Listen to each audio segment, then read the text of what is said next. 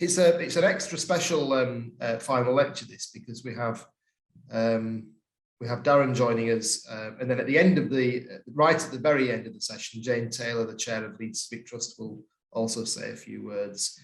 So that's quite a lot to fit in. So I'm not going to delay any further and say welcome everyone to this final lecture of the Lecture in Your Lunch Hour series of 2022, and I'm delighted that this final session is about a building that is very close to my heart, and I'm sure close to the hearts of many people joining us today. For me, it's close to my heart because I got married there. So it's a lovely building, and we're going to be hearing about the history of this building right from the start up to the present day, because as Kevin's alluded to, we're joined by Darren, who's going to be joining the Q&A at the end and tell us a bit about the work being undertaken at the moment to renovate the building. So I'm sure we're in for a real treat. Did I actually say who I was? Possibly not. Martin Hamilton, Director of Leeds Civic Trust. I should have said that right at the beginning. So I'm going to hand over to Kevin now to kick us off, and I think this will be an excellent 45 minutes or so, and then we'll have questions and answers at the end. Do keep putting your Q&As in through the chat function if anything occurs to you during the course of the lecture, and I'll try and mop those up at the end. So over to you, Kevin. Right. I can still see everybody else on the screen, Martin. So I'm going to share my screen if I'm lucky. Right, there we are.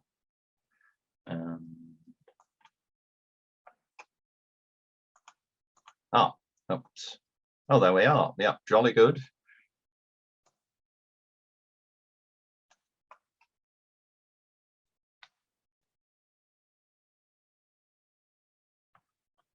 Well, I'm delighted to know that at least 165 of you are there at the moment. As ever, I can't see you, but it's nice to know you're there. This is the fourth lecture in my Leeds in Your Lunch Hour series for 2022. And in a sense, this lecture continues the theme of last week's lecture, which looked at West Riding public buildings, and civic pride was a strong theme of that. But today we look at one particular building, Leeds Town Hall. So the lecture is entitled Civic Pride Proclaimed, Leeds Town Hall, 1858 to 2022. Now, my lecture today is in two parts. The first part looks at the story of the town hall, whereas the second part tells the story of the town hall organ and the exciting project which literally, as I speak, is going on at Leeds Town Hall to rebuild the organ and to improve the town hall's facilities in a quite remarkable way. The town hall, as you know, is shut effectively for 2 years while this work goes on. So let's begin with the story of the building of Leeds Town Hall. In 1835, Leeds Corporation was reformed as a result of the Municipal Corporations Act of that year. The corporation, or town council as it was better known, became popularly elected by the borough ratepayers for the first time. Over the course of Queen Victoria's reign, the council gradually took on the roles of a modern local authority. Considerable civic pride emerged in Leeds from the 1820s in particular, and this was reflected in the provision of many town amenities, particularly markets. But what of a town hall? As the population of the town and the borough grew in the 19th century, so too did the duties of the council. As councillors, they required much better facilities for their meetings. As magistrates in a rapidly growing town, they needed much improved court facilities, and officers were needed for the ever increasing numbers of council staff. At the same time, the question started to be asked about whether Leeds should have a big public hall for public events, and if so, who should provide it? So what were the existing facilities for such purposes in the 1840s? There was the courthouse on Park Row, which we see here, which opened in 1813, which comprised a short stay prison, a police station, a courtroom, and it was also used from time to time for concerts of various sorts, but only with a capacity of, say, maybe 300 people. But what was adequate for a borough of 60,000 people was no longer big enough for a population of 170,000 40 years later. By the standards of Georgian England, the provision for musical concerts and art exhibitions in the music hall in Albion Street, the interior of which we see here, was very acceptable, but it offered neither the elegance or size now desired. In this picture, we see on the right-hand side the concert saloon of the music hall with the virtuoso violinist Paganini playing, and of course we have the art gallery part above it. Alternatively, concerts for music could be held in churches, but they didn't necessarily offer the ambience sought. Another alternative was the large room of the commercial buildings, which had been opened in 1829 in Park Row. It was a great building, classical interior, similar to the Leeds Club in many ways, but again, that room was limited in its capacity. If you wanted to hold a really large meeting in Leeds, then these normally took place in the open air, normally in the yard of the coloured cloth hall, which we see here. But new standards were being set, and gradually the country's large towns were beginning to build town halls on an altogether much more massive scale. Birmingham was the first in the field when in 1835 it built this splendid town hall. But it was not a centre of government, it was purely a concert hall. So, of course, we see this built in the 1830s. Liverpool was next in building St. George's Hall, which we see here, which combined a courthouse and a concert hall. In fact, the Liverpool Corporation had intended to build two separate buildings, but soon asked the architect Elms to combine them. The final cost of this building was £300,000. This view of the inside of St. George's Hall bears a striking similarity to the Victoria Hall in Leeds Town Hall. The leading townsmen of Leeds looked on with great interest at what was happening in other cities. Indeed, as we saw last week, throughout the 19th century, there was intense rivalry between the major northern towns. However, while Leeds might view the doings of Liverpool with somewhat detachment, it could not do this when its close neighbour and arch rival Bradford got in on the act. The rise of Bradford's community of worsted merchants was dramatic. By 1861, Leeds had 3 foreign worsted merchants, while Bradford now had 65. In particular, the German merchants who dominated Little Germany in Bradford were keen on music and helped establish a great musical tradition in Bradford. In 1851, the foundation stone was laid of St. George's Hall, financed by a joint stock company. Like Birmingham Town Hall, this was not a centre of government, it was a concert hall. The building had a restaurant for the accommodation of mercantile men, a large hall and gallery, which we see here, which surprisingly would accommodate then over 3,000 people, and it had an organ a massive, magnificent instrument possessing a firm tone and great power. The gas lighting was a special feature, and there was a continuous line of 1,750 gas jets, which were served by pipes which ran round the upper surface of the cornices. You'd rather fear it was going to catch fire. Among the special trains which carried people to Bradford for the opening concerts in the St. George's Hall in 1853 were trains from Leeds. From a Leeds viewpoint, the gauntlet had been thrown down.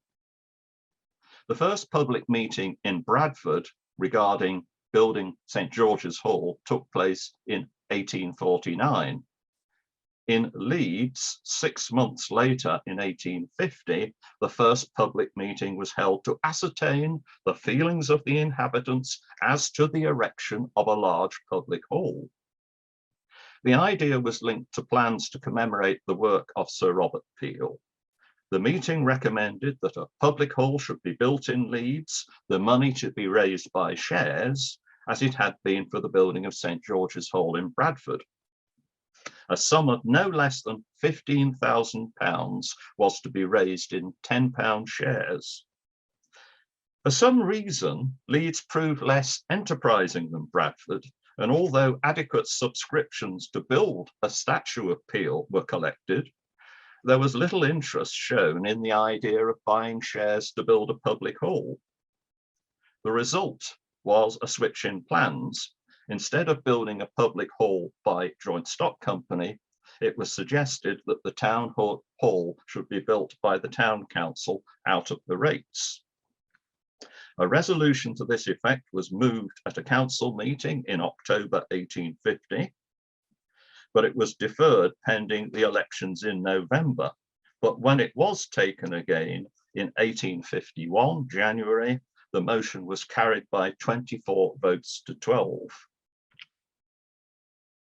A committee was appointed to make inquiries. It reported in 1851, eventually recommending that a new town hall should be built in Park Lane, that's the west end of the hedgerow, on a site belonging to John Blades. And here we see the site. The committee recommended that a sum not exceeding £45,000 be set aside for the site and new building. In September 1851, the council accepted the committee's report by 21 votes to 17. It was quite a narrow margin. And the smaller sum of £22,000 was allotted for a town hall and corporate buildings. Soon after, Park House and its garden, then occupied by Dr. Richard Hobson, were bought from John Blades for £9,500. Well, the building of Leeds Town Hall provides an excellent case study of Victorian civic pride and its place in the life of a provincial community. The project was strongly backed by a number of public-spirited individuals. A Leeds Improvement Society had been founded in January 1851 to suggest and promote architectural and other public improvements in the town. In fact, it was almost the precursor of Leeds Civic Trust. Its secretary was John Deacon Heaton, who we see here. The society backed the town hall project. So too did the influential Leeds Philosophical and Literary Society. In January 1854, Heaton read a paper to the Leeds Phil and Lit on town halls. He was a well-travelled man and he'd visited the continent. He greatly admired, he said, quote, those famous old cities whose town halls are permanent glories of the inhabitants and the standing wonder and delight of visitors from a distance. He believed, he said, if a noble municipal palace that might fairly vie with some of the best town halls of the continent were to be erected in the middle of this hitherto squalid and unbeautiful town, it would become a practical admonition to the populace of the value of beauty and art.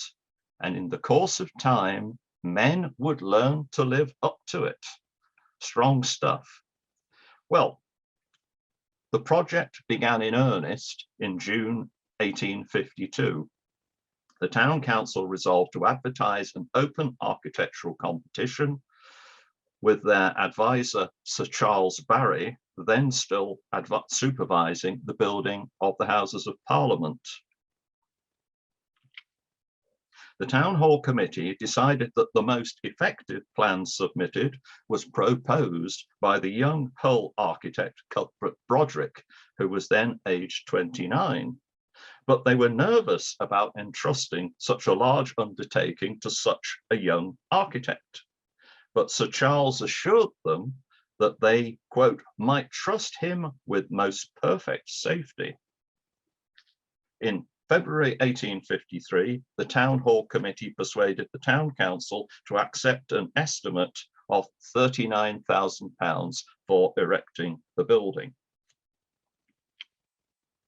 Here we see Broderick's original design for the south front of the Town Hall. The first stone of the building was laid in August 1853 by the Mayor, John Hope Shaw. Now, here we see the original ground plan of the Town Hall. The contract had been let to the Leeds builder, Samuel Attack, who in association with Benjamin Musgrove, a dyer, undertook to construct the building for £41,835 and have it completed, note the completion date, by the 1st of January 1856. In this redrawing of the plan, we see, of this original ground plan, we see that there was no tower. The area highlighted with the red rectangle shows no supports for a tower, but two staircases at the front of the building shown in green. You'd have walked into the building and immediately turned right or left to go up to the balcony level. Arriving in the front vestibule of the Town Hall today, visitors are conscious of a certain crampedness of space in the sense that there are no grand staircases in the immediate view, and you immediately run into the bottlenecks of the narrow doorways taking you through to the corridors on either side. As this view shows, this was not what Broderick had intended. He'd intended the vestibule to have grand staircases like this. You were to walk into this large space, but these staircases were never built because of the decision to build the tower. Almost immediately, building costs began to rise. The first increase in cost was caused by the higher than expected price of labour and building materials. This was a year of full employment and much building activity. But the increase in costs had much to do with the lavishness of the modifications which the councillors made to the scheme as it progressed. During 1854 and 1855, it was decided that the vestibule should be extended and also that a magnificent organ should be added to the project at a cost of £6,000. The most contentious and eventually expensive addition to the building was the tower. This was Broderick's original conception of how a tower might look. A tower had been first suggested by Sir Charles Barry, and Broderick did produce a design for it, but the council had turned this down in February 1853. The economy lobby on the council essentially felt that a tower would cost money, but would only be good to look at, but be of no practical use. But in January 1854, Dr. Heaton, in his lecture to the Philosophical and Literary Society, gave very strong backing to a tower on aesthetic grounds. However, when the proposal for the tower was brought to the council again in September 1854, with a cost limited to £7,000, it was defeated again by 7 votes.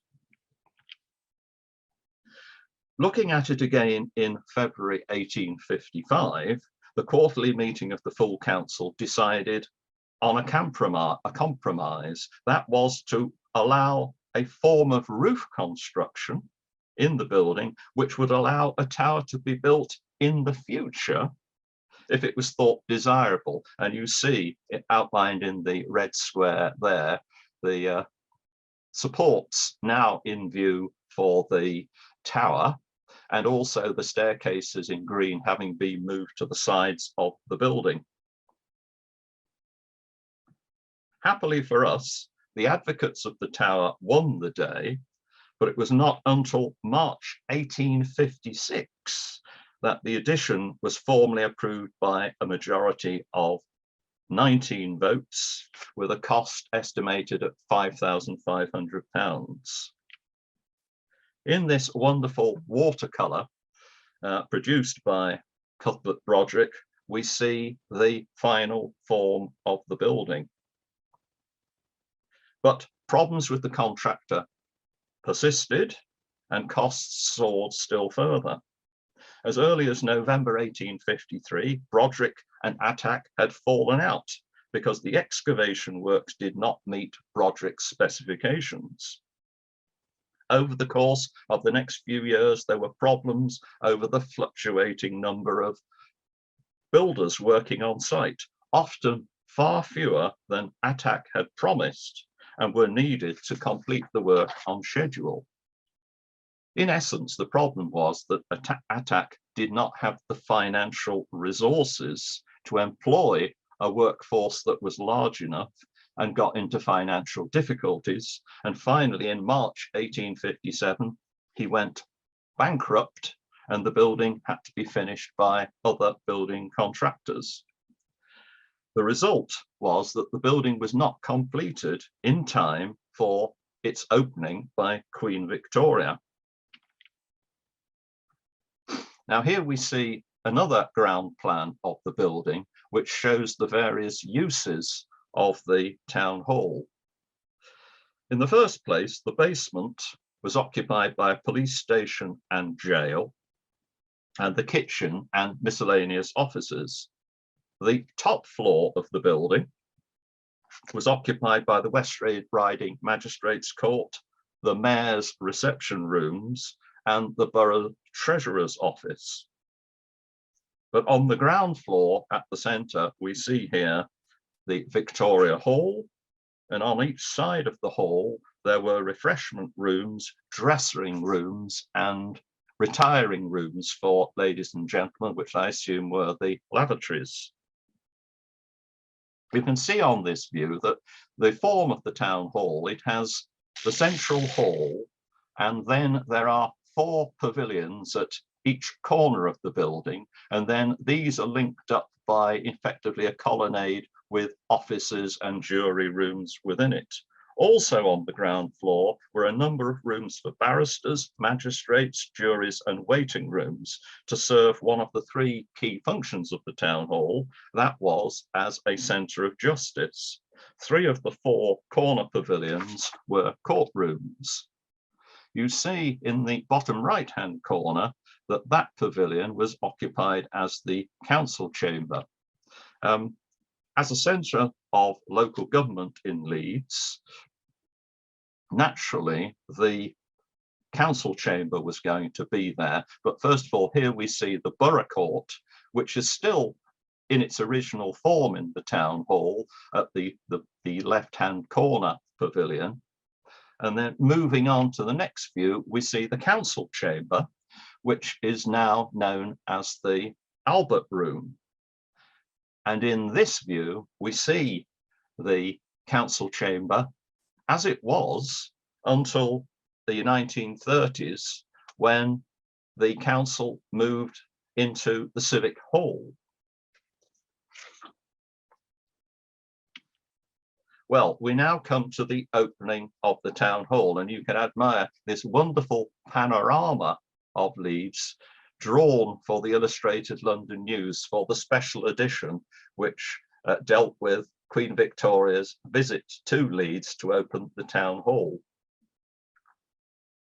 Those of you with sharp eyesight will see that the town hall is in the distance, and you can see that the tower is not complete. There is no dome. The official opening on the 7th of September was intended to be a very special occasion in the life of Leeds, and so it proved. It was decided to combine the opening of the town hall with an exhibition of local manufactures and a music festival, and to invite the Queen and Prince Consort to come to open the building. The musical festival was to be a tribute to culture in the interest of charity in aid of the funds of the General Infirmary. The Queen's visit was planned right down to the very last detail by the Special Festival Committee. Even commemorative medals, as we see here, were minted. Tickets for the town hall opening itself were in tremendous demand, and many applications refused. Even the Secretary of the Chamber of Commerce and the Lord Mayor-elect of London were unable to obtain tickets. The Home Office's help and advice was sought in marshalling the event. The Leeds Police Force, with its 221 members, was augmented by 160 police officers from the West Riding, 50 from Bradford, 93 from London, and 19 others from other towns. The military was to be there in force, chiefly 4 companies of the 22nd Regiment of Foot and the 18th Hussars.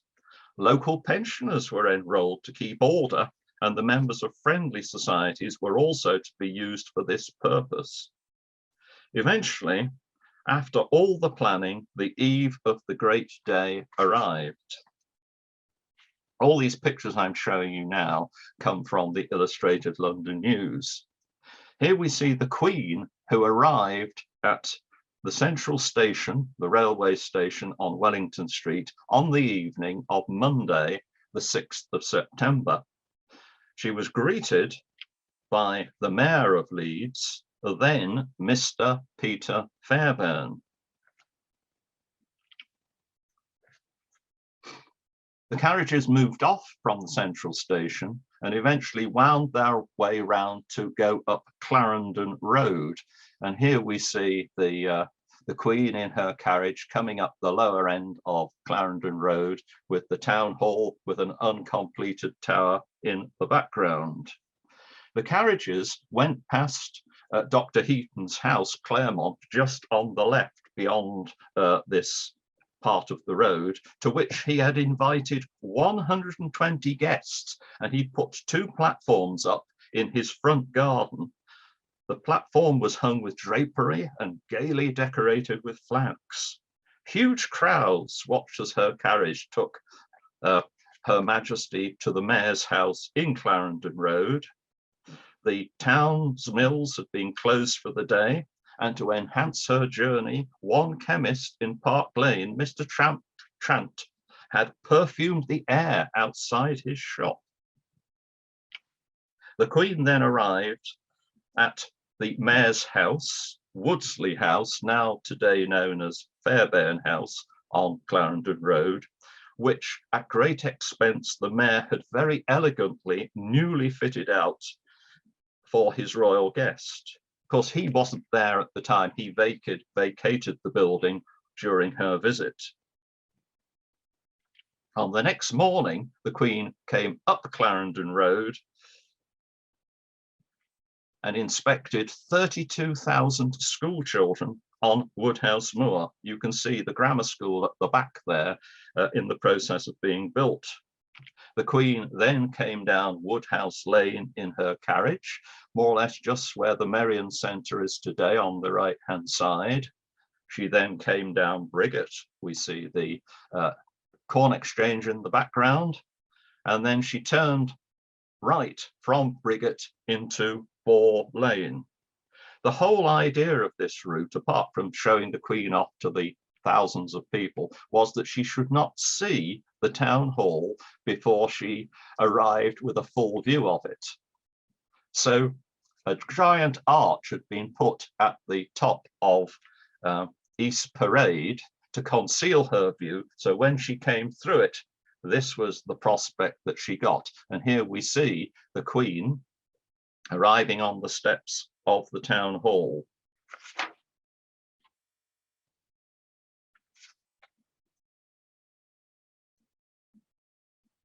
The Queen then entered through into the vestibule of the town hall, where she saw a statue of herself, which had been paid for by the by the Mayor, Peter Fairbairn, at a cost of £1,000.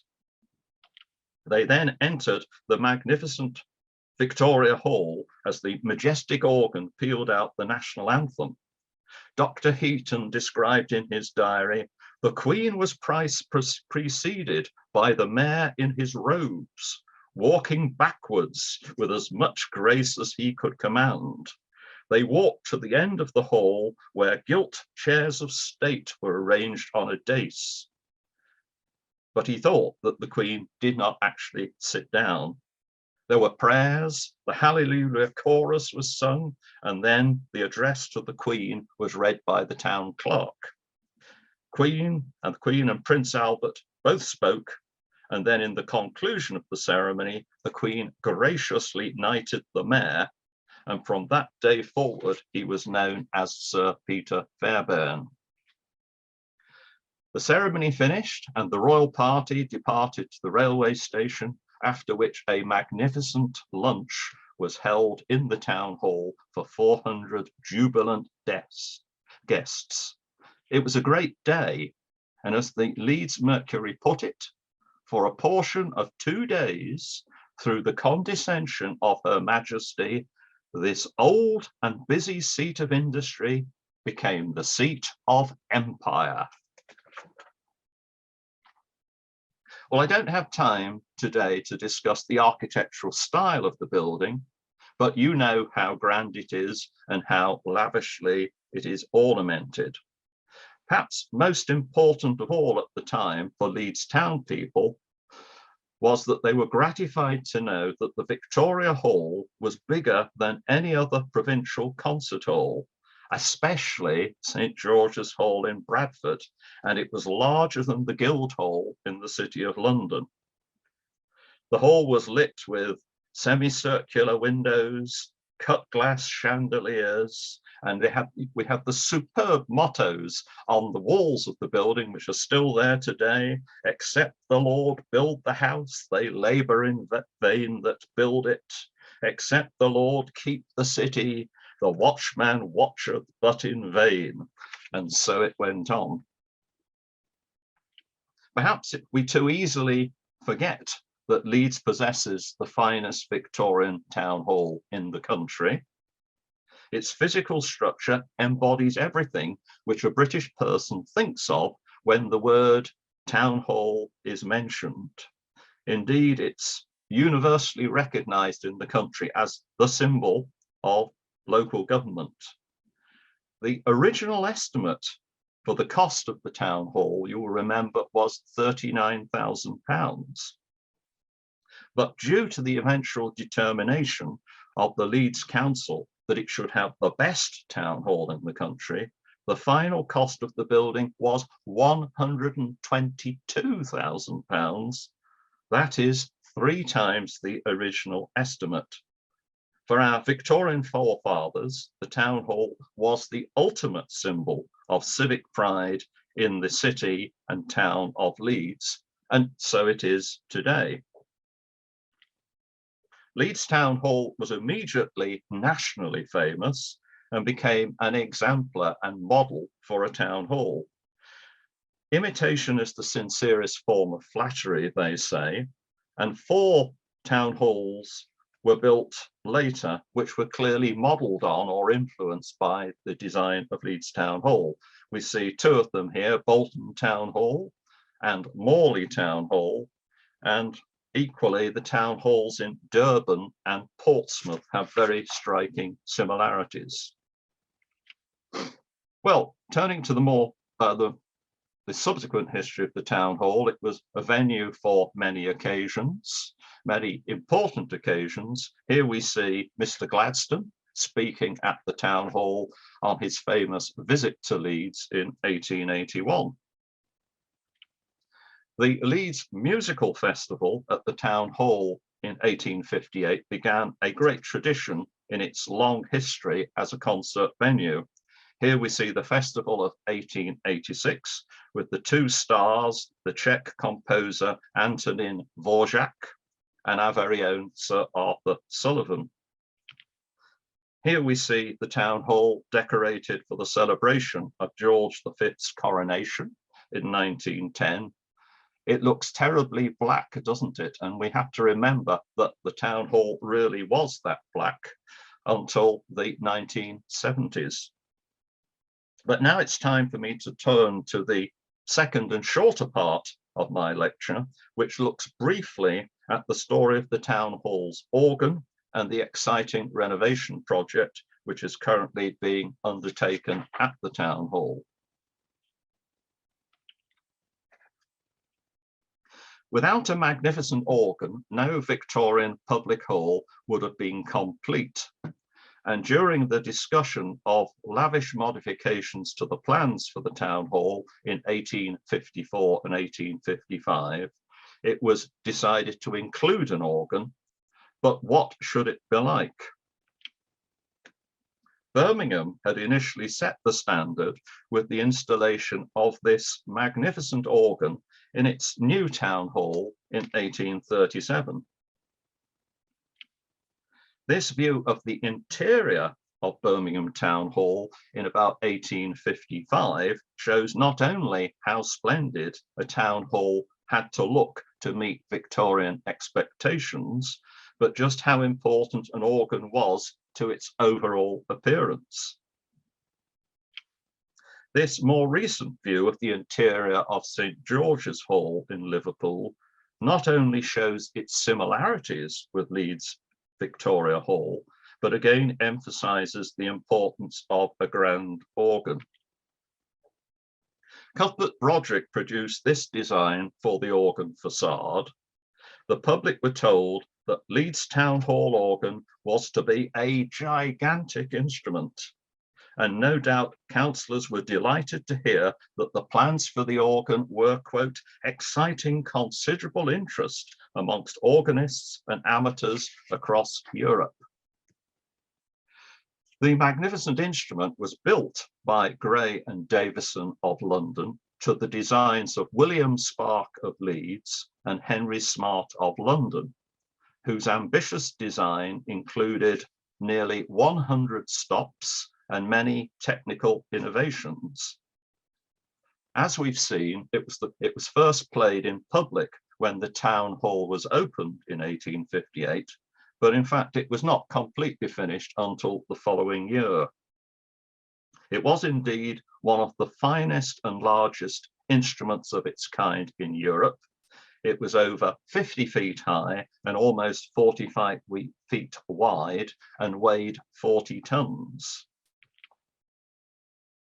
It was built as a concert hall instrument at the time when municipalities were providing giant organs for the entertainment of their citizens. The solo organ was an important feature of the design for the playing of orchestral music transcribed for the organ at a time when visits by orchestras were very rare indeed. This pleased the councillors because they said it was able to do everything an orchestra could do, but was considerably cheaper. Due to the many modifications made to the design of the organ as it was being built, its cost rose from £4,000 to £6,500.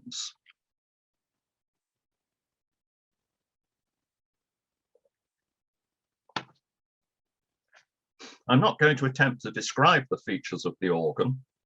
It's all very technical, But if you'd like to know more details, there is a link on the Town Hall website to an excellent article on the subject. The great organ consisted of two independent organs, the front grate and the back grate.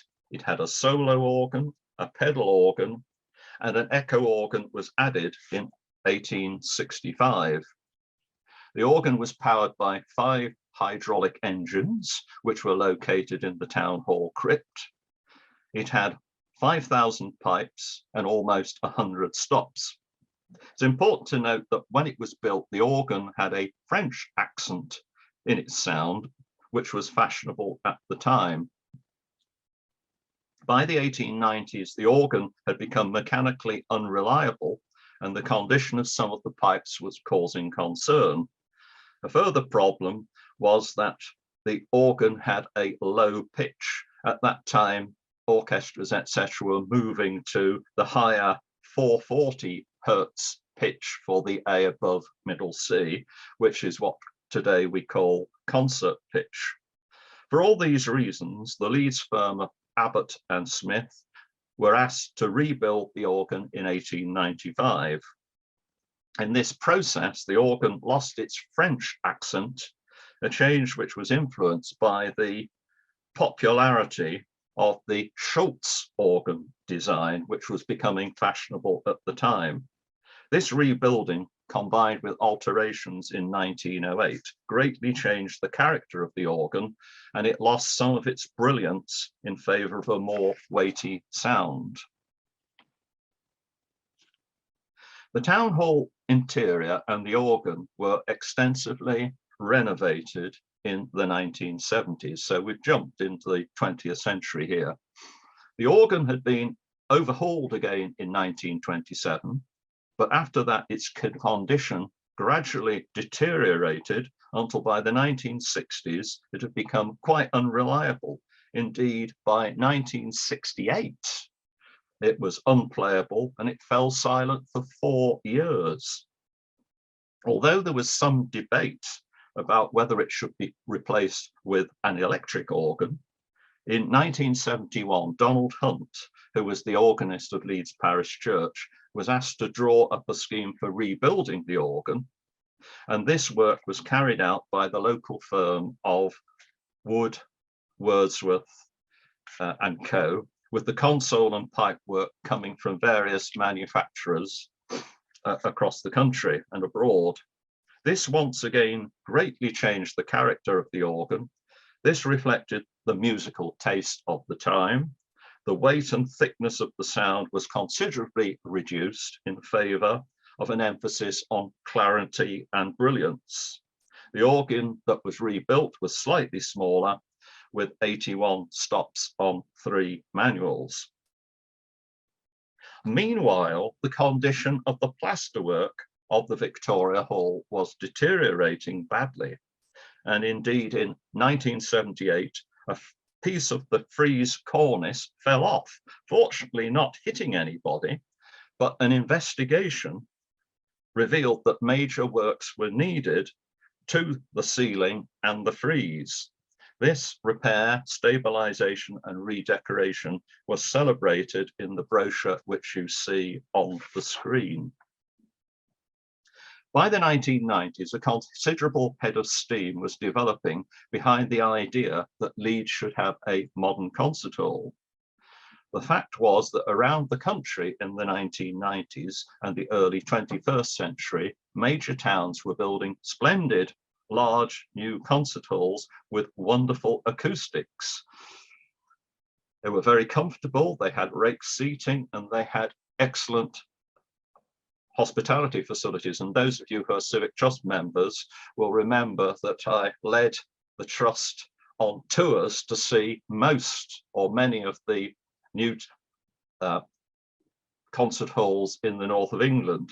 The Bridgewater Hall in Manchester immediately springs to mind, Symphony Hall in Birmingham, and the Sage Concert Hall in Gateshead. And indeed, the provision of the Symphony Hall in Birmingham did not prevent Birmingham Town Hall from being lavishly refurbished.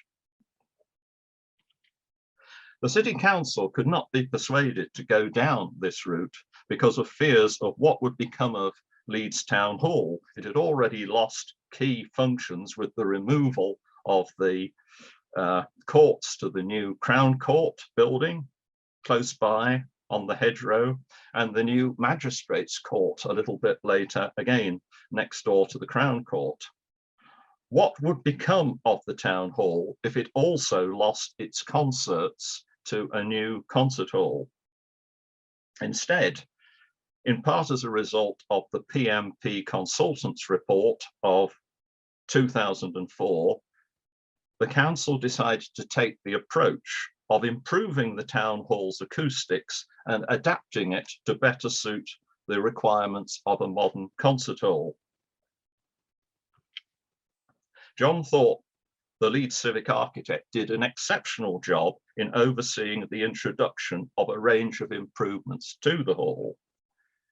First, there was the design and the introduction of 4 entirely new side balconies, 2 of which you see in this illustration. These not only provided additional seating, but more importantly helped the acoustics by inhibiting sound rolling up the sides of the hall. Second, these sound baffles, which you see part of them in this picture, were suspended from the ceiling.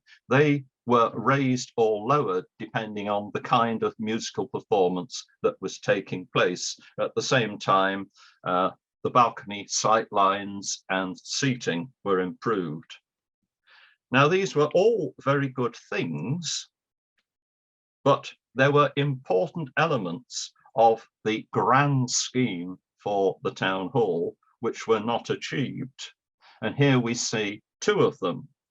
The idea of the creation of new crush bars on the right-hand side of the corridor between the Victoria Hall and Calverley Street. These unfortunately did not proceed. And also there was the idea of creating a second performance space in the redundant civil court room at the back right-hand pavilion of the building. Indeed, over the decade from 2004, I sat on several steering committees and consultative groups with councillors and council officers with the aim of promoting these projects and trying to obtain lottery grants for them, but without success. In reality, the money for the grand plan failed to emerge.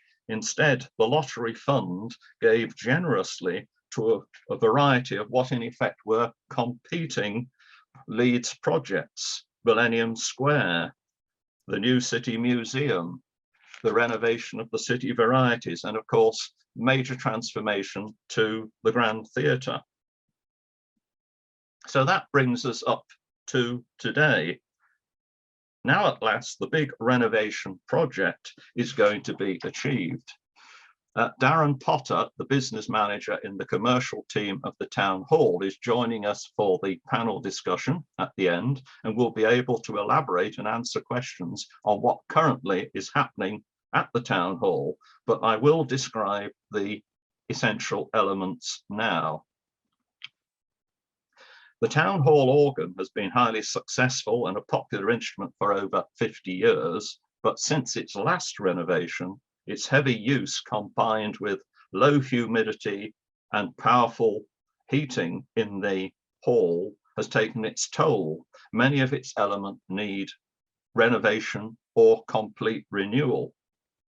4 months ago, the town hall closed and the organ has been entirely dismantled so it can be rebuilt. The rebuilding is being undertaken by the firm of Nicholson & Co. pipe organ builders based in Malvern. They will build a complete new frame for the organ.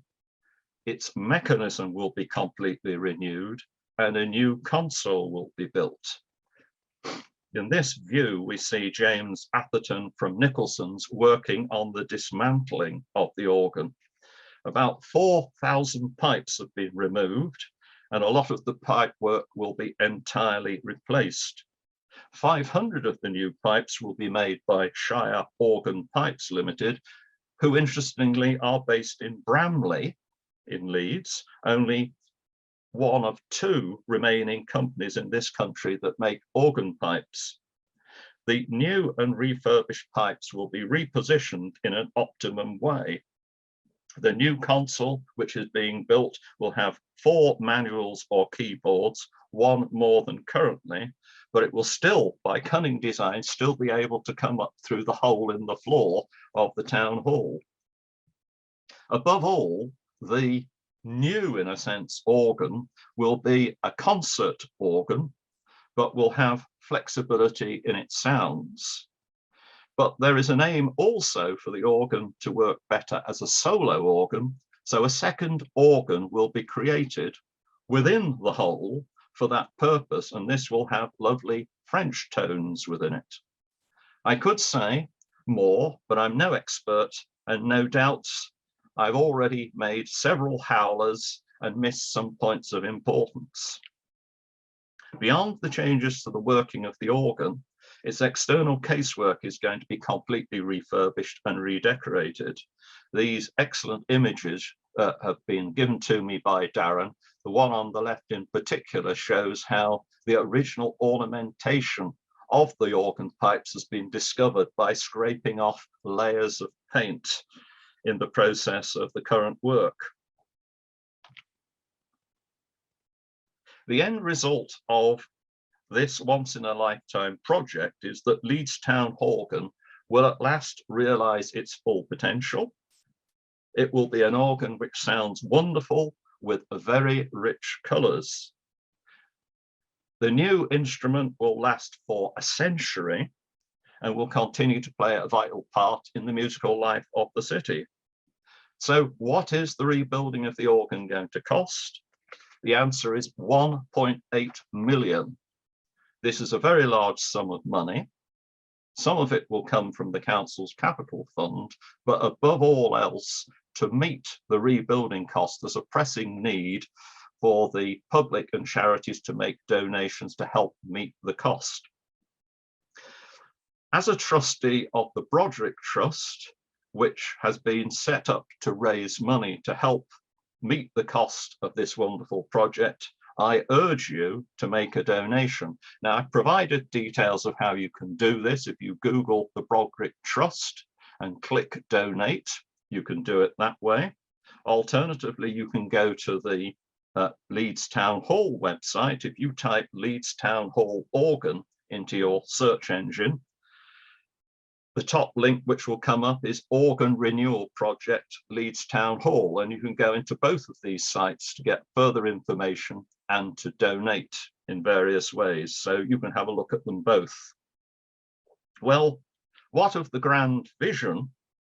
Here I'm showing you the ground plan of the town hall, and you see that the current alterations to the town hall affect the Calverley Street side of the building. It will achieve those points of the vision which were not achieved over the last 20 years. First of all, there is going to be a new entrance at the front of the town hall, which you see here. You'll go through this entrance where there will be a very large lift, which will take you up to the Victoria Hall level, where there'll be a booking office, a reception area, and wonderfully, if you're in a wheelchair or have difficulties walking, there will be level access from that reception area straight onto the loggia of the town hall front. You can just about make out a chap in a wheelchair there. You'll be able to go straight out there, and for the first time to come into the town hall through the proper entrance, its main front entrance. At the same time, you'll see on the top here, we have the whole run of a cross section of the east side of the corridor of the town hall, facing out onto Calverley Street. The middle section of that are going to have openings created in it, which will take you through into new bars, an important extra facility. And here we see an axonometric view of those bars, and in the top view on the left you see how you'd come out of the reception area to go through into the loggia of the front of the town hall, and then on the right you see an opening into the bar areas. And finally, the long hoped for second performance space is being created. And as you see, this will be in the former civil court room in the top right-hand corner pavilion of the town hall. And here are views of it. It'll take about 200 people. And as you see from the view on the right, there are two balconies.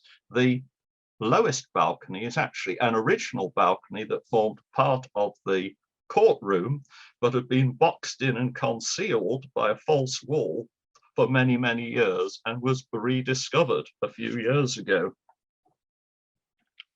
So here we are. I think I'm more or less at the end of the lecture. As I say, you can make donations through the Bodrick Trust or through the Town Hall website. I do hope that you will make a contribution. This is so important that this wonderful organ, it is absolutely magnificent, is brought back to life in a sense and renewed, and it will serve you and your fellow citizens for another 100 years. Well, thank you for listening to the lecture. I hope you've enjoyed it and the others that I've given this year. With any luck, we will meet again for another series next year in person. Perhaps it'll be in Holy Trinity Church. Perhaps it might even be in the second performance space of the town hall. Wouldn't that be nice? Thank you.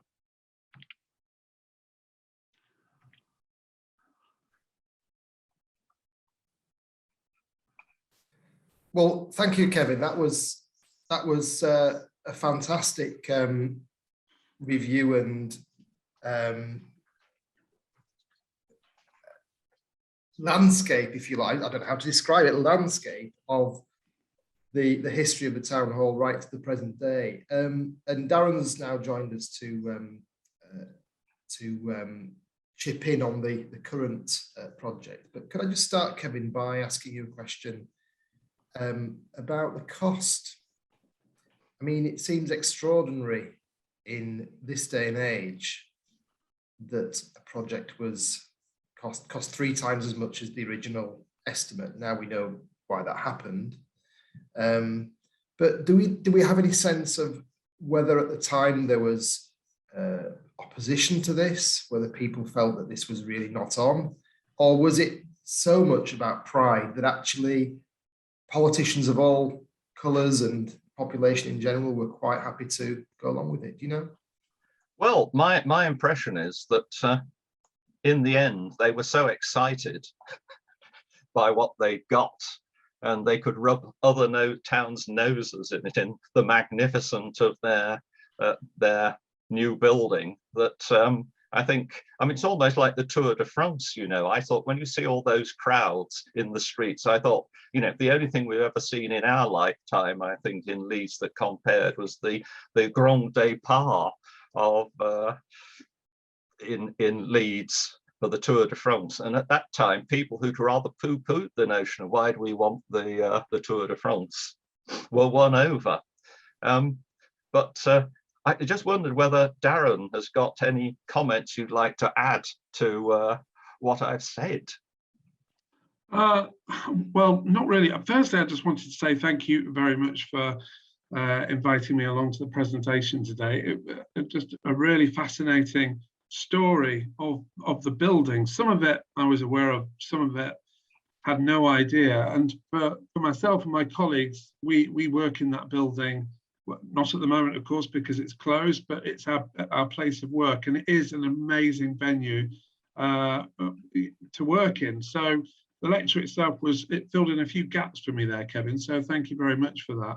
In terms of the organ, just in terms of cost today, it's an instrument of huge cultural and historical significance, and the work that's being undertaken at the moment by Nicholson's and Co. and by Shires in Leeds as well is a vast undertaking. And we could have gone down the route of doing a bit of a patch-up job with the organ. It's gone through many renovations through the intervening years from the opening in 1858, and we could have done a bit of a patch-up job. But the plan now and the opportunity to completely renew the organ was something that we had to take, especially with the closure of the town hall as well. And given the scale of the instrument, 5,000 pipes, the technology that exists within the organ through the rebuilds and the original, it is, you know, because of the cost, that's essentially the budget that we've got there to renew the whole instrument. And as well as retaining that sound that you mentioned, Kevin, that crisp clarity of sound that was achieved in the 1970s, this renewal project will bring back some of that original acoustic sound that is now missing from the organ from the Victorian period. So we will have an instrument with a lot more variety of sound and colour and tone. So it will be a much richer instrument in terms of its musical power when it's finally renewed. We've got a question about the paint pots on top of the pipes. Whether they'll be retained. I can confirm that paint pot will be removed. It will finally be removed, I'm afraid. I think it's the paint pot on the, is it the third? Yes. It's the third, yeah, from the right. Yeah. So it's been there for many years, left there by accident, and has unfortunately never been removed. But the opportunity, of course, now with the scaffolding structure that we have in front of the organ and the instrument, we can now remove it. And I don't, as long as we're sure it's not part of the listing for the no, we won't be replacing it, I'm afraid. It will disappear. So we've got pictures of it, so it'll be there in memory. Just another quick thing, Darren. I mean, there are other improvements going on in the Victoria Hall itself. I mean, decorative things. And what else is happening that I haven't mentioned? Yeah, so because we've got the closure of the building, it closed in November, and we're going to be closed for approximately 2 years with the wider refurbishment works that you talked about, Kevin.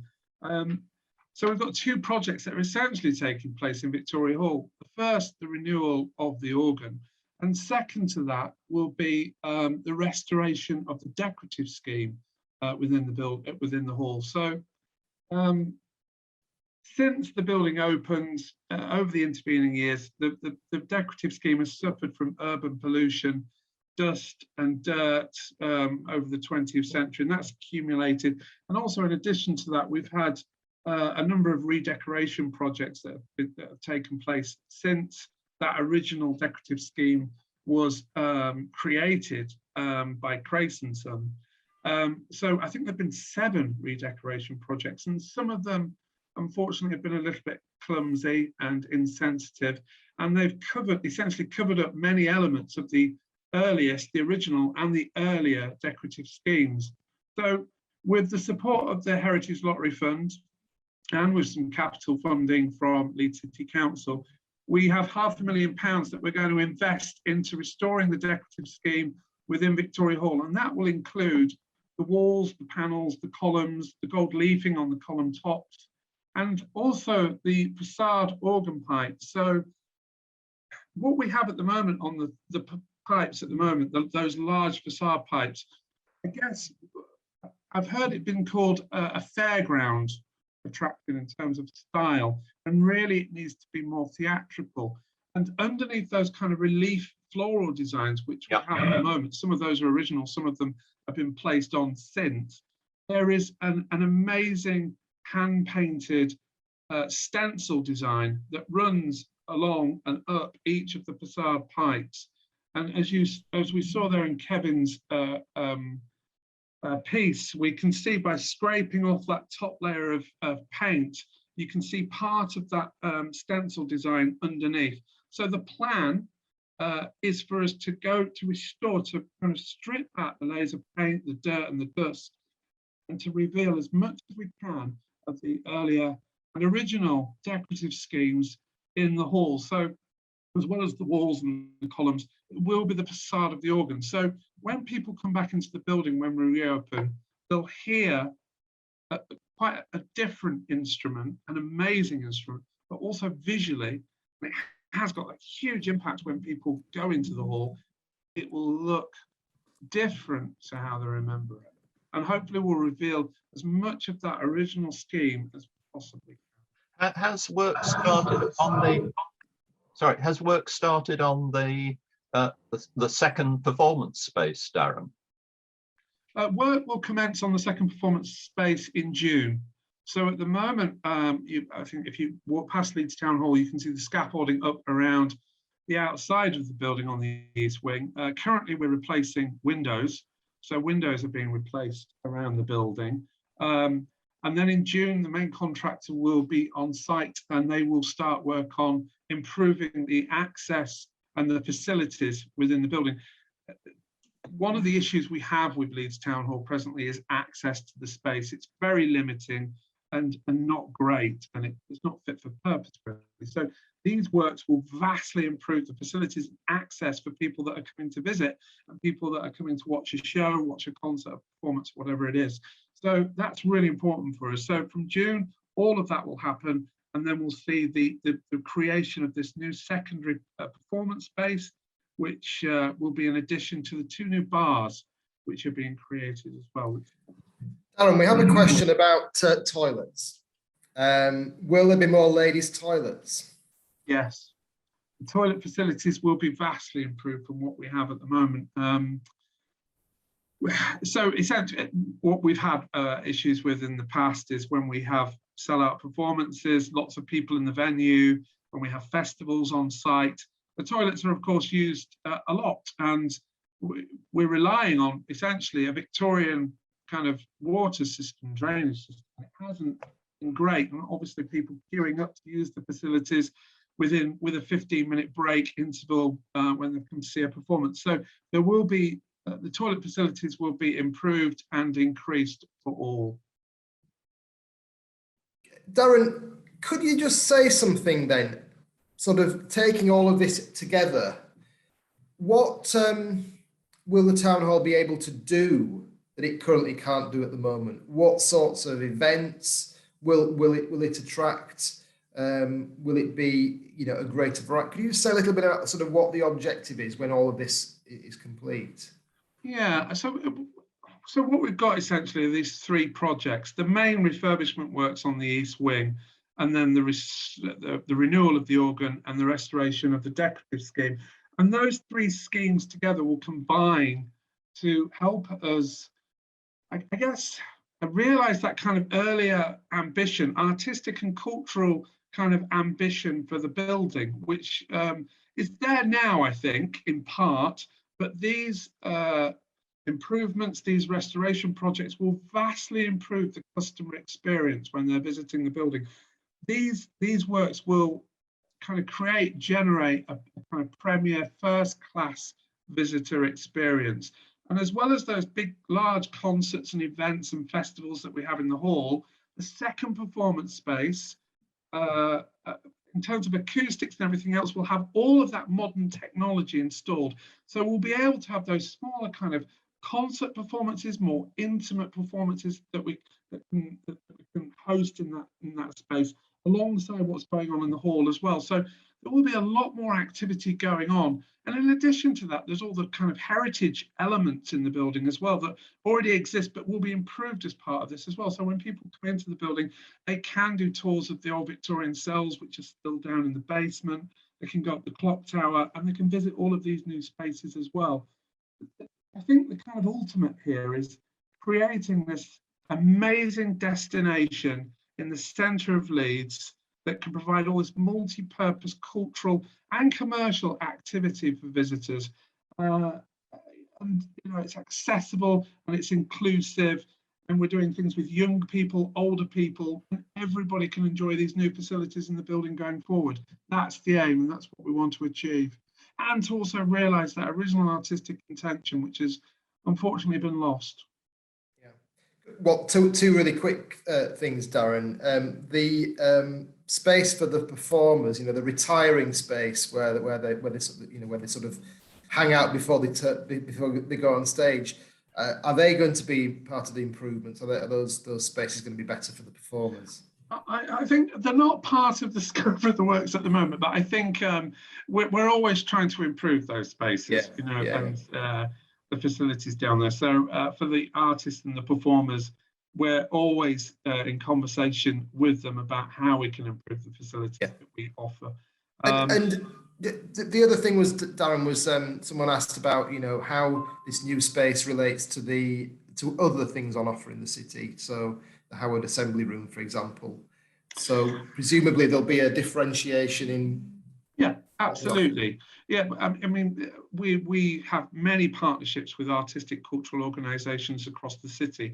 And I think the aim here is that what we do in the building complements that activity. We're a big urban centre, and there is enough, I think, kind of cultural activity can be it's so diverse that there's room, I think, and scope for us to present activity in the building that can just complement and extend upon what already exists within the city. We don't want to take away from what other venues are doing. That would be a pointless exercise.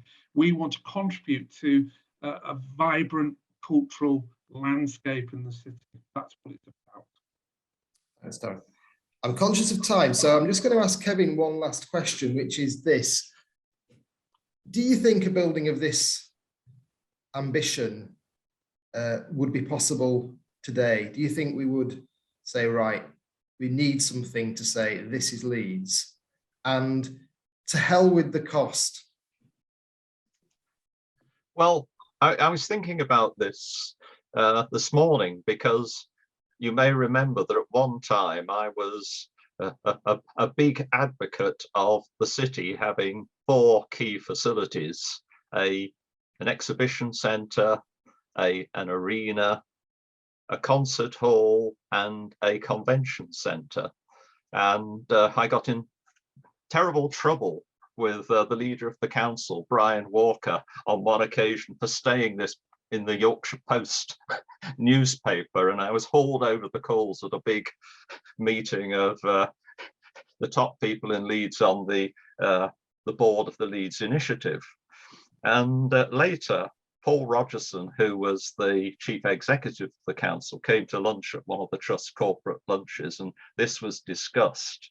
And on the way out, as I was just seeing him off the premises because he had to go slightly early, and he said to me, he said, "Look, Kevin, the fact is that these big projects can be funded through prudential borrowing in the city.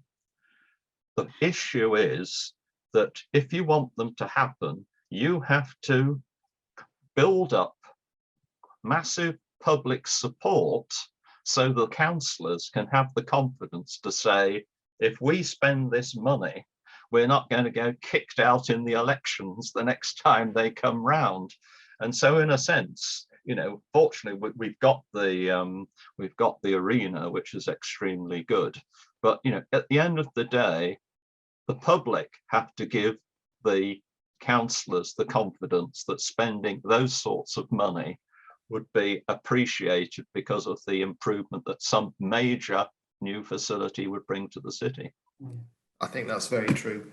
I'm going to hand over to Jane Taylor now just to say a few closing words. So thanks, Kevin, thanks, Darren, and Jane will just finish things off. Thanks.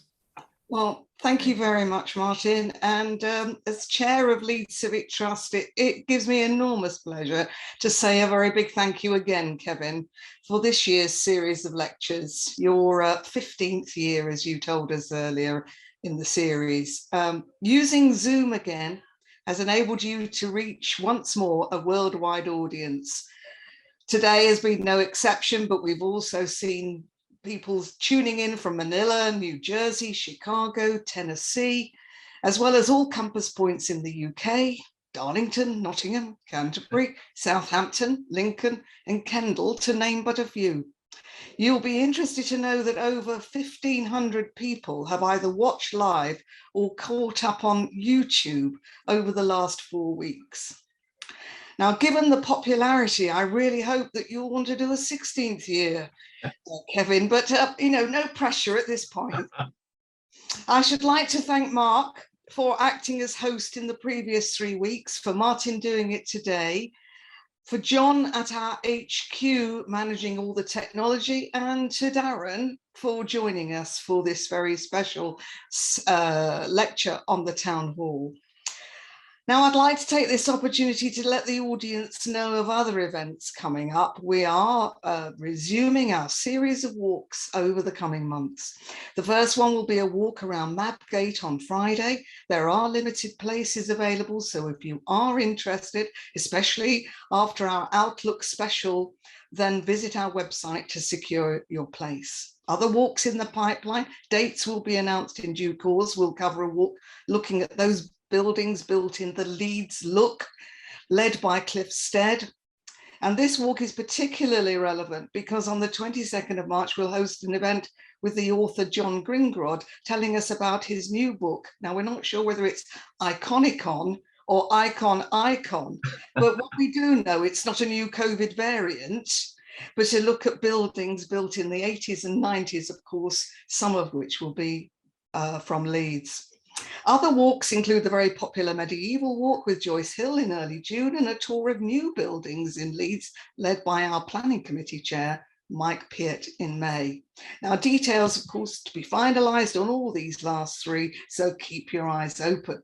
Now, there is another book launch. This time, this subject matter is Hunslet, written by Stephen Burt and edited by you, Kevin. What can you tell us about that? Is it? I can say that I proofread the final, as it were, typeset manuscript, well, version of it, ready to go to the printers either last Monday just gone, or this Monday coming. So it's 340 pages, full colour, A4. It's an amazing work, and the Burt Grady combination, I think, has come up trumps again. Brilliant. Excellent. Well, we can't wait for that. And of course, I must mention that your book on the new collection, shall we call it, of the Blue Plaques of Leeds, which you co-wrote with Bob Tyrrell, is still available on our Leeds Civic Trust website. If I could add, I've also worked with Rushbond to produce a booklet about the White Cloth Hall project, first White Cloth Hall project, and hopefully that will appear quite soon too. Well, excellent. So just before I finish, and to say to those who are tuned in today who are not members of the Trust already, to please join us. And if you are already a member, then please volunteer. There is so much you can be involved in. One place where you'll receive a warm welcome will be the events group. So in conclusion, another great season, Kevin. Very many thanks again. And what you've shown over this season is just how proud we should be of the city of Leeds, and no least of all today with that the wonderful town hall. So to everybody tuned in, thank you so much for listening, and thank you again, Kevin, and good afternoon, everybody. Yeah, thank you, and goodbye.